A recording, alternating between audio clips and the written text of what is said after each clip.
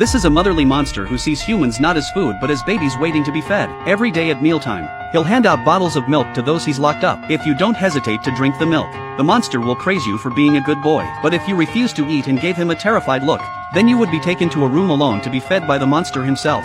Just like the man in front of you. Anna couldn't sympathize with the man's screams as she realized that the door to the dungeon was open. She climbed out of the dungeon to get out of this hellhole, but she accidentally made a noise. Seeing that she was about to be free, Anna ran as fast as she could and finally managed to leave the place with Paul's help. The monster's eyes were full of sadness, as if he was complaining about Anna's disobedience. Anna wanted to save Jim, but Paul told her to take it easy because there was something worse than the monster. He told Anna to get out of there as soon as possible, because at night the monster would come out to get her. Anna didn't want to die, so she called the police, but they couldn't prove she lived there because she didn't have a key to the house, so the police just left. Anna had no choice but to take a risk. She got in her car, and when the monster came out of the room looking for her at night, she hit the gas and crashed into it, pinning it to the wall. Anna ran back to the basement in a panic until the creature was lying there motionless. She noticed a light in front of her and was about to ask when she heard a gunshot. It turned out that Jim, who was running away, had mistaken her for the monster. Luckily, she wasn't hurt badly, and with Jim's help, Anna limped out of the room. Suddenly she realized that the monster that was hit by the car had disappeared,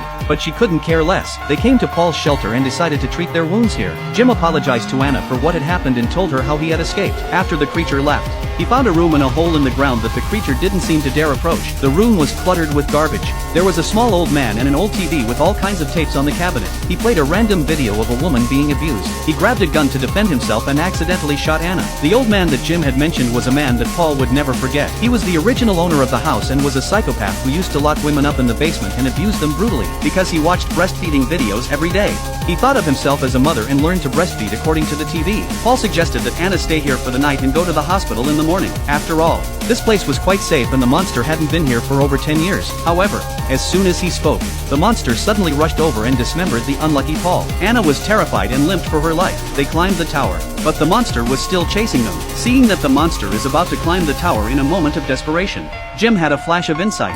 His expression became fierce and directly pushed Anna down. In order to protect her, the monster also jumped down to protect Anna with his own body. Jim tried to explain that he had no choice, but unexpectedly the monster is not dead through. He strangled Jim's neck and gouged out his eyes and finally broke his head into two halves. Looking at the wounded Anna, the monster was at a loss for words. She did what she was taught on TV and reassured Anna not to be afraid. Her eyes were full of motherly love and worry. She wanted to pick up Anna but was afraid of hurting her and put her down quickly and could only signal her to go home. But that was not Anna's home. In the face of such a monstrous love, Anna slowly raised the pistol.